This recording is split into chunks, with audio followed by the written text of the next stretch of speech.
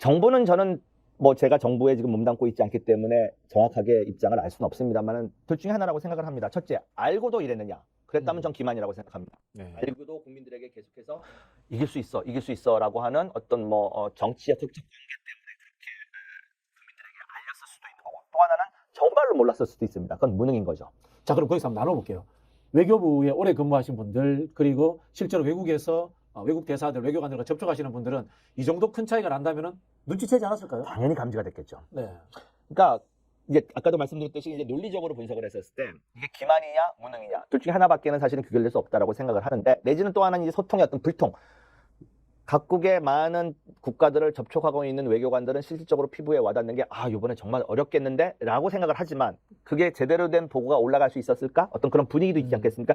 그런 데서도 문제가 생겼을 가능성은 저는 충분히 있다라고 봅니다. 근데 제가 아까도 말씀드렸듯이 뭐 정부에 지금은 몸담고 있지 않기 때문에 이것이 정말로 어떤 그 의지를 가진 어떤 기만의 행위였는지 내지는 무능의 결과였는지는 저로서는 알 수는 없습니다만은 어찌 되었던 정말로 큰 문제가 되는 거죠, 이거는. 윤석열 대통령은 결과에 깜짝 놀랐다고 하거든요. 전 보고가 잘못된 거죠. 그럼 일단 윤석열 대통령이 기만을 하려고 했던 거는 아니다라고 할 수 있겠네요. 뭐 모르겠습니다. 지금 그 프로세스가 어떻게 되고 어떤 보고가 올라갔는지, 그다음에 주변에서도 또 누구한테 무슨 이야기를 들었는지는 저로서는 파악할 수는 없습니다만은, 만약에 지금 우리 교수님께서 지적하신 것처럼 정말 대통령에게 보고됐던 모든 것들이 희망적인 어떤 내용만 담겨서 보고가 됐다면 그거는 정말 큰 문제인 거죠. 이 나라 국정 운영 최고 책임자에게 왜곡된 정보가 올라간다는 거는 사실 이 승패를 떠나서 더 큰 문제를 야기할 수 있다고 저는 봅니다. 그러면 또 이런 부분이 있는 것 같아요. 제가 봤을 때는 외교부 라인에서 보고가 제대로 안 됐는가, 아니면 외교부 라인에 중간에 끼어 있는 정무 라인이 어떤 잘못된 보고를 했는가, 대통령께. 둘 다 가능한 이야기죠. 그러니까 저로서도 뭐 지금은 이제 정부의 어떤 역할을 맡고 있지 않기 때문에 어디가 잘못됐는지는 알 수는 없습니다. 그래서 제가 지금 사실은 꼭 드리고 싶은 말씀은 이런 상황을 감사해야 됩니다.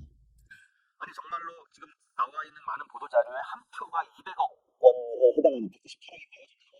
특히 위해서 국민 혈세를 198억을 지금 들였다라는 단순 재산이 나오고 있는 상황에서 이거야말로 감사원이 정말 들여다봐야 될 사안이라고 저는 생각합니다. 사실은 이거 국정조사 해야죠. 국정조사, 만약에 감사원이 제대로 된 만족스러운 결과를 못 내놓는다면 정말 이거는 국회에서 국정조사를 해야 되는 사안이라고 저는 생각을 합니다. 첫째는 우리나라 국민들에게 너무 큰 상처를 입혔습니다. 네. 어떤 그 국제대회 유치전에서 이렇게 참담한 결과를 받아본 적이 저희 어떤 가까운 역사에서 없었지 않습니까? 정말 네. 국민 자존심에 먹칠을 했다라고 저는 생각을 하고, 물론 지금 윤석열 정부가 출범한 이유는 그런 국민적 정서가 많이 식히긴 했습니다만은, 지난 한 2, 3년 전을 거슬러 올라가면 국민들 자긍심이 많이 강해지지 않았습니까? 눈 떠보니 선진국이네. 이런 정말로 국민의 어떤 기세가 등등한 상황에서 찬물을 끼얹은 결과였고, 지금 우리 교수님이 지적했던 만약에 정말로 국정 최고 책임자에게 왜곡된 정보가 올라가는 시스템이 지금 되어 있다면 이거는 정말로 더 큰 문제일 수 있기 때문에 정말 이걸 국가기관 조직이 붕괴한 거죠. 국가기관 조직이 이렇게 해서 왜곡된 정보가 올라갔다? 이거 정말로 큰 문제 아니겠습니까? 이런 부분에 대해서는 당연히 감사원은 들여다봐야 될 것이고, 어디 부분에서 잘못됐느냐 들여다봐야 된다고 저는 생각을 하고, 거기에 더 나아가 그게 만족스럽지 못하다 그러면은 국정조사를 이런 사안들은 정말 해야 된다라고 저는 생각을 합니다. 예를 하나 들어볼게요. 문재인 정부 당시에 외교적인 사안들이 있었다. 그러면 어쨌든 이제 보통 이제 장관들 같은 경우는 이제 정무직이라고 합니다. 네네. 장관이 독자적으로 보고를 합니까? 아니면은 전문 외교관 출신인 뭐 차관이라든가 실장급들이 배석을 해서 같이 보고를 합니까? 대통령한테 보고할 때. 그러니까 뭐 제가 그쪽 역할을 직접적으로 한 사람은 아니기 때문에 저는 그러니까 그냥 남들한테 들은 이야기만 말씀드린다면, 여러 보고 체계를 받습니다, 사실은.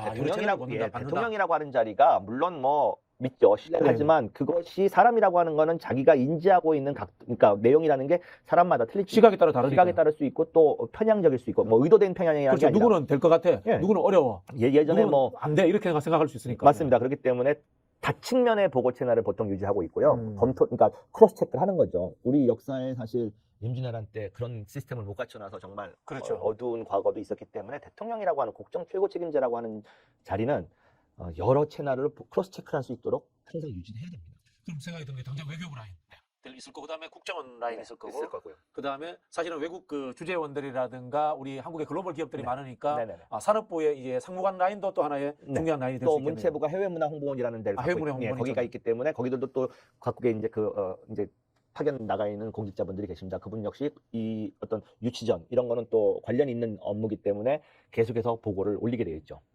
그럼에도 총체적인 총괄 책임자는 외교부 장관이라고 봐야 되죠. 뭐 이 부분에 사실은 유치위원회가 있었습니다. 유치위원회가 있었고 이제 거기가 이제 총괄을 하도록 되어 있고 물론 거기에는 외교부나 산업부나 이런 분들이 많이 파견을 가서 이제 그렇게 일을 했던 걸로 저는 알고 있습니다. 네.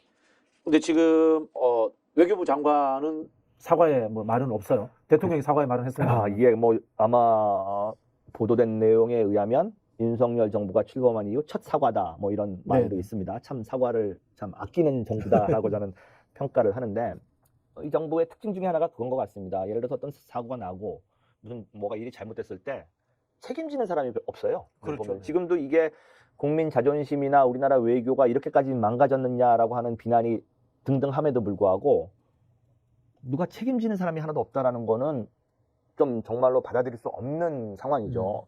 예를 들어서 뭐 그 사람이 정무 어떤 자리라고 하는 거는 자기가 잘못했기 때문에 꼭 그만두거나 어떤 책임을 묻는 게 아니지 않습니까? 총책의 책임이죠. 그렇죠. 정치적 책임, 정무적 책임이라는 부분이 분명히 있기 때문에 이거는 내가 책임지고 분명히 했었어야 할 일인데 뭐 질 수도 있고 이길 수도 있는 사안입니다만은 이건 정말로 참패 아닙니까? 참패. 이런 상황이라면 저는 적어도 한두 명은 책임지고 옷 벗을 거라고 저는 생각을 했습니다. 예를 들자면 외교부 장관은 본인이 사의 표명을 하는 것이 이 사건의 크기로 보면은 도의적으로 맞다. 뭐 이런 저는 걸 볼 수 있겠네요. 부처에서도 뭐 외교부 장관이 됐던 예전 대통령실에서도 또 그 라인 있지 않습니까? 대통령께 보고 올린 라인들도 있을 것이고 대통령실이라고 하는 것이 이런 어떤 그 큰 국가 행사가 있었을 때 관여하는 비서관 라인들이 있습니다. 그런 분들이 이번에는 정말 도의적 책임 내지는 정무적 책임을 지고 물러나겠다 이런 정도의 이야기는 좀 했었어야 하는 게 아닌가라는 생각을 합니다.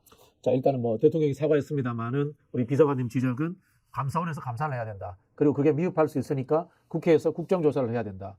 이 정도까지 이야기를 저희가 해봤습니다. 한 가지만 더 이제 짚고 넘어가고 싶은 부분은 이제 언론 보도 부분입니다. 네네. 물론 뭐 나중에 이제 사후에 그렇게 참담한 결과를 받아들이고 나서 왜 그런 보도를 했느냐라고 했을 때 뭐 자기들도 대통령실로부터 받은 자료가 그거였다라는 식으로 이제 책임을 벗어나려고 하는데 제가 이 부분이 참 무책임하다라고 저는 느낍니다. 왜냐하면은 이미 외신에서는 분위기 리하드라라는 분위기가 몇 개월 전부터 계속 간헐적으로 기사화 됐었습니다. 그렇죠. 근데 언론은 그런 건 하나도 안 본다는 이야기입니까? 정말로 이 정보력 부재라는 거를 제가 조금 지적하고 싶은 대목인데요. 뭐 물론 대통령실에서 어떤 뭐 분위기를 전달하는 뭐 내용을 전달했겠죠. 그럼 언론은 당연히 취재를 통해서 이게 정말 사실인가 여부를 조금 체크를 해야 되는 게 역할 아닌가요? 제가 뭐 잘 몰라서 그런지 몰라도 그게 너무나 어떤 자연스러운 수순이라고 저는 생각을 하는데 전혀 그런 어떤 스크리닝이 안 되고 국민들에게 직전 날까지 51대 49라고 하는 보도가 버젓이 나오지 않았습니까? 중앙 뭐 메이저 신문들에서 부끄러워해야죠, 사실은. 외신에 이미 여름에 잼버리 사태 터졌을 때 대한민국 엑스포였지 물 건너갔다 이런 외신 기사들이 나온 적이 있죠. 뭐 물 건너갔다라는 용어를 어떤 의원께서 잘못 썼다고 해서 또 그 다음날 그렇죠. 엄청나게 비판받았죠. 고소하냐 뭐 이런 식으로 나와서 그 용어를 쓰는 건 약간 조심스러운 부분이 있습니다만은 외신을 꾸준히 보는 저로서는 벌써 한 두세 달 전쯤에 리야드로 분위기 넘어갔구나라는 기사들은 많이 나왔었습니다. 근데 우리나라 어떤 언론들은 그런 기사를 전혀 안 읽는지 정말로 어떻게 그렇게 왜곡된 실제와는 다른 상황들을 국민들에게 보도를 했는지 이 부분도 좀 짚고 넘어가야 된다고 저는 생각을 합니다. 이제 저희는 이제 이런 식의 평가를 하고 있지 않습니까? 뭐 언론에서는 근데 그 엑스포 결과에 대해서 제대로 평가를 못 내리는 것 같아요. 근데 또 한편으로 보면은 유치위원회를 종결하든지 아니면 계속 유치위원회를 존속시키려면은 이 사태에 대한 종합적인 평가를 해야 되는 거 아닌가요? 저는 당연히 해야 된다고 생각을 합니다. 그것이 국민에 대한 도리라고 생각을 합니다. 이것이 뭐 아깝게 졌다라고 한다면 세상에 어떻게 우리가 원하는 대로만 되겠습니까? 근데 이거는 정말로 아까도 말씀드렸듯이 충격적인 패배였습니다. 그렇다면은 꼭 누구를 보복하자, 누구를 처벌하자 이런 관점이 아니라도 복귀를 해봐야죠. 뭐가 잘못됐느냐. 그래서 또 한 번 도전을 하게 될지 안 하게 될지는 모르겠습니다만은 그거를 이제 지침 삼아서 교훈 삼아서 성공할 수 있는 전략을 세워야 되지 않겠습니까? 네. 제가 부연 설명만 하나 오늘도 또 말씀을 드릴게요. 제가 지난번에도 출연해서 이제 말씀드렸던 부분인데 제가 이제 뭐 외신 지국장들하고만 이렇게 뭐 교류를 하고 하는 게 아니라 여기 이제 주한 공관에 계신 외교관님들하고도 이제 가끔 뭐 차담도 하고 뭐 이제 시간을 보내는데 제가 요거는 이제 외교적인 문제가 될 수 있기 때문에 어느 나라 누구라고는 말씀을 안 하겠습니다만은 한 석 달 전쯤에 우리나라도 대한민국에 투표 안 할 것 같아 라는 말을 한 적이 있습니다. 국내에 있는 주한 대사가 대사는 아니었습니다. 대사는 아닌데. 정무 라인에 있는 정부 라인에 있는 대사는 아무래도 네네. 조심스러운데 이제 진짜 친해지면은 네네. 그 밑에서 실무하는 친구들하고 친해지면 이제 이런 네네. 좀 이야기들이 돕니다. 그러니까 제가 좀 예민한 문제이기 때문에 어느 국가의 누구라고는 말씀을 안 드리겠습니다만은 근데 그게 충격적이게도 대한민국 많은 국민들이 그 정도 나라는 우리한테 해주겠지라는 나라입니다. 뭐 예를 들면 이제 친서방 친서방 국가고요. 국가겠네요. 네, 네. 예, 뭐 그거는 더 많은 질문을 하니까 제가 좀 야. 곤란해지기 때문에. 근데 네. 석 달 전에 저 깜짝 놀랐어요. 우리 많은 국민들은 너네랑 우리랑 엄청 친해라고 네. 생각하고 있는데 우리 정부는 이미 사우디 쪽으로 보팅을 할 것 같아. 거의 90% 이상 결정됐어라는 말을 술자리에서 하는데 깜짝 놀랄 수밖에 없었죠. 그러니까 정부를 떠나 있는 일개 하나의 개인도 그런 조각조각의 정보들이 자기가 네트워크만 갖고 있다면 들어오는 상황인데 네. 하물며 많은 재원과 인적 자원을 가지고 있는 언론사, 정부 어떤 부처 이런 데서 그런 것들이 무시됐는지 내지는 그런 정보를 감지할 능력이 없는지 이 부분은 제가 잘 모르겠습니다만은 심각한 문제가 있다라고 저는 생각합니다.